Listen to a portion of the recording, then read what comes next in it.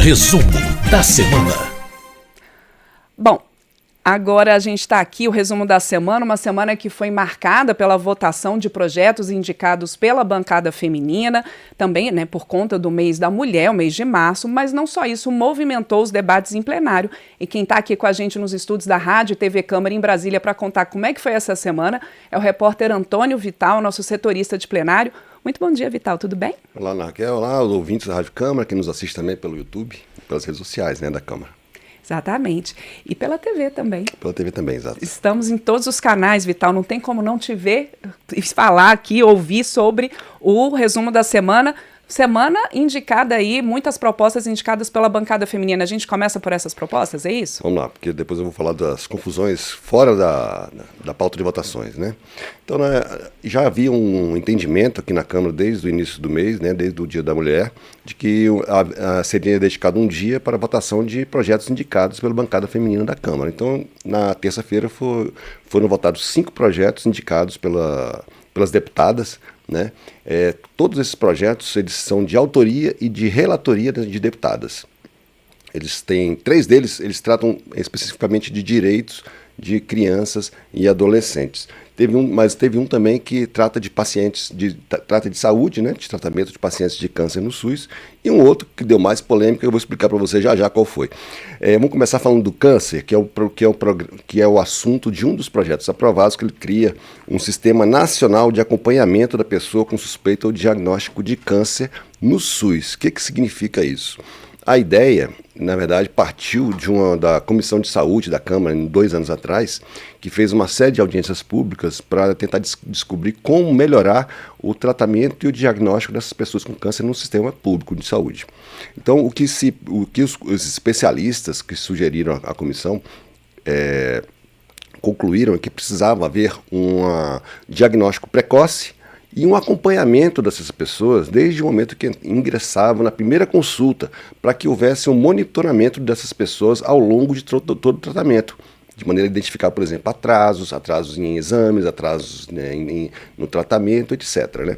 Então, esse sistema que os especialistas chamam de navegação da pessoa dentro do sistema de saúde, a pessoa com o diagnóstico já procura o posto de saúde e a partir daí ela vai ser monitorada ao longo de todo o tratamento para que os gestores do SUS possam identificar onde é que está havendo falhas ou não. Então isso envolve, por exemplo, busca ativa de pessoas com suspeita de câncer, envolve maior capacitação dos profissionais de saúde, etc. Então esse projeto foi aprovado por unanimidade, sem nenhum tipo de polêmica na terça-feira.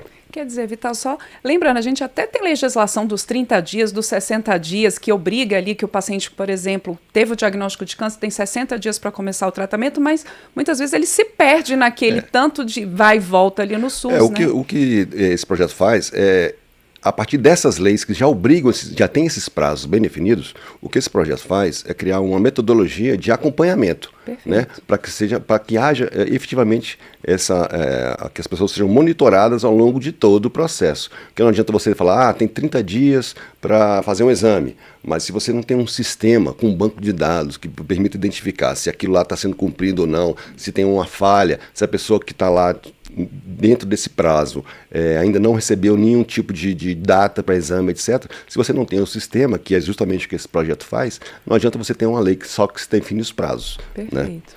Agora, teve outros 3 projetos que tratam de direitos de crianças e adolescentes. Um deles, que o pessoal já está apelidando de Lei Larissa Manoela. Você lembra aquela atriz? Sim, que acabou... Que deu aquela confusão com os pais. Rompeu com os pais, que houve uma série de críticas em relação o acesso dela aos bens produzidos pelo trabalho dela desde criança.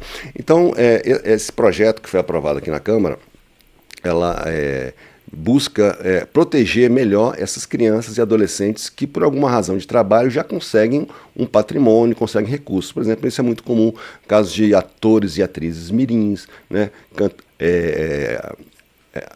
cantores, né, músicos, pessoal esportista, então às vezes... Lembrei até disso, né, dos atletas, às vezes Sim. atletas que despontam ali antes dos 18 anos. Então esse projeto faz é dar algumas garantias. Por exemplo, ele classifica o que seriam condutas abusivas da parte dos pais.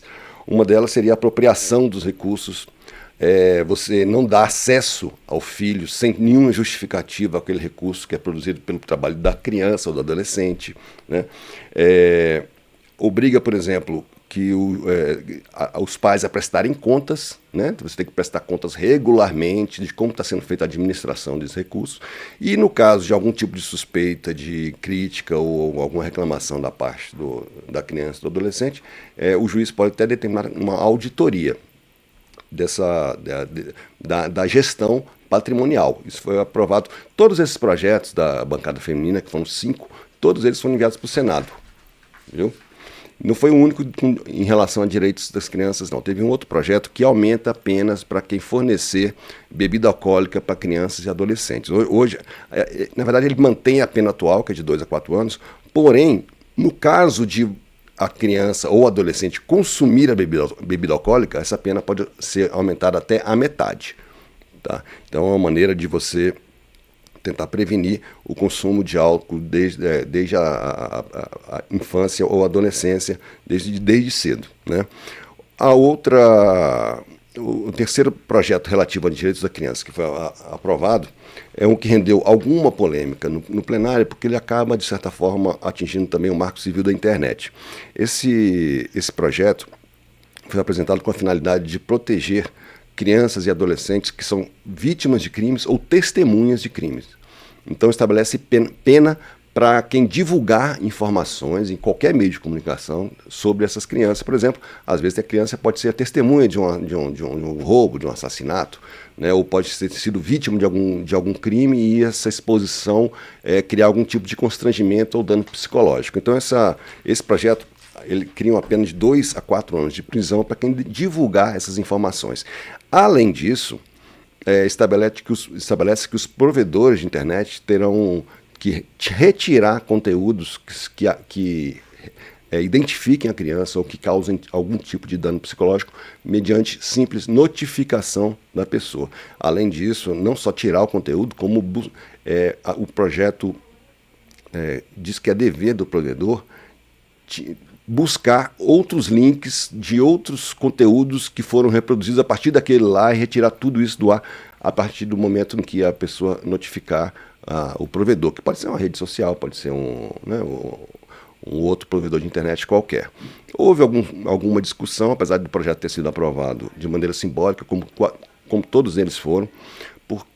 Por exemplo, a deputada Adriana Ventura, do Novo, disse que o projeto é muito vago em relação às definições e é muito subjetivo em relação às obrigações dos próprios provedores, o que, segundo ela, poderiam gerar algum tipo de discussão jurídica a respeito disso. Mas, de qualquer maneira, também foi para o Senado, como os demais.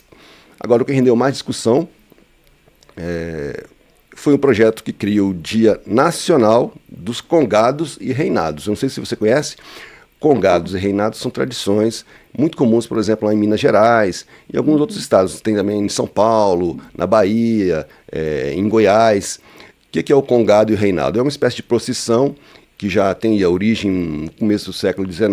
Ele mistura a religiosidade católica com algumas tradições africanas, porque é uma tradição que remete também à chegada das pessoas escravizadas vindas da África ao Brasil. Então mistura religião católica com essas coisas, com essa tradição africana, isso, né? Como várias outras manifestações culturais brasileiras. Por exemplo, a data escolhida para o dia para celebrar os congados e reinados é 7 de outubro, que é o dia de Nossa Senhora do Rosário, que dentro da tradição católica brasileira, que tem todo o sincretismo religioso brasileiro, acaba sendo a padroeira dos reinados e congados, assim como outros santos católicos que eram também, recebiam também a adoração das pessoas escravizadas, né, que no começo, se você for ver a história da escravidão, eram proibidas de cultuar sua própria religião. Então, além da Nossa Senhora do Rosário, tem também outros santos católicos, que São Benedito, Santa Efigênia. Só que quando foi votado esse projeto, que foi apresentado pela deputada Dandara, que é do PT de Minas Gerais, deputados da Frente Parlamentar Evangélica questionaram a votação, queriam que isso fosse melhor estudado, que disseram que tinha sido furado a fila na ordem de votações do plenário. Houve um certo debate a respeito disso, que durou mais de 1 hora, mas acabou sendo aprovado, então foi para o Senado esse projeto que torna 7 de outubro o Dia Nacional dos Congados e Reinados. Essa também foi uma proposta indicada pela Também, bancada feminina? também. Também dentro do acordo das Dentro propostas. do acordo. Projetos elaborados por mulheres e que tiveram como relatoras mulheres deputadas no plenário. Então foram esses 5 projetos. Agora, na pauta da semana havia perspectiva de votação de outras coisas. Por exemplo, havia um projeto de interesse dos oficiais de justiça, inclusive que um grupo grande teve aqui, acompanhou as votações na terça-feira das galerias do plenário, defendendo o projeto que aumenta penas para crimes cometidos contra oficiais de justiça, que já existe essa legislação que protege, por exemplo, promotores do Ministério Público, juízes. Os oficiais de justiça também queriam estar incluídos nessas medidas de proteção por conta dos riscos da atividade. O projeto acabou não sendo nem entrando na pauta. Na quarta-feira não houve votações e, em grande parte, os deputados atribuíram a denúncia que foi aceita contra o ex-presidente Jair Bolsonaro e outras 7 pessoas no Supremo Tribunal Federal. Isso teve impacto nas votações, não só teve muita discussão a respeito disso no plenário, opondo, né, deputados da oposição e do governo. E foi ao longo de quarta-feira praticamente toda, né, no quarta-feira plenário. não teve votações, não teve sequer ordem do dia. E na quinta-feira, que é um dia dedicado à votação de acordos internacionais, que geralmente são muito consensuais, havia 4 acordos na pauta do plenário e só 2 foram votados. Os deputados aliados ao ex-presidente Jair Bolsonaro dizem que não existem provas, criticam a condução do processo, que há parcialidade, que seria uma discussão mais política que jurídica no âmbito do Supremo Tribunal Federal. Já os deputados aliados ao governo defendem a denúncia, defendem a atuação do Supremo Tribunal Federal, dizem que houve sim uma tentativa de golpe de Estado e defendem penas para as pessoas acusadas envolvidas. Existe o caso, os deputados bolsonaristas dizem que está havendo um exagero nas penas que estão sendo impostas às pessoas, principalmente aquelas que participaram dos ataques aqui ao prédio da Câmara, do Senado e do Palácio Planalto e do Supremo Tribunal Federal. E isso impactou as votações ao longo da semana. E eles têm defendido, o PL tem defendido a votação daquele projeto que está sendo chamado de PL da anistia, né? Isso. O PL fez uma obstrução durante a votação dos acordos internacionais, dizendo justamente que a obstrução será mantida até que a Câmara vote o projeto que garante anistia a essas pessoas. Então, essa semana, apesar da pauta indicada pela bancada feminina, teve esses percalços políticos que impediram a votação de outros projetos. E foi essa semana. Quer dizer, muito debate, votação também, e aí a gente entende que para as próximas semanas esses debates continuam com perspectivas aí de outros projetos, seja de consenso ou não, né, Vital? Vamos ver como acontece aí, porque o julgamento acho que ele vai correr ao longo do ano, né? Não vai ser uma coisa rápida, e existe um movimento aqui na Câmara para que seja realmente aprovada uma anistia para essas pessoas. Vamos ver como isso impacta nas votações do plenário. Tá ok. Obrigada, Vital. Até o próximo resumo. Até o próximo.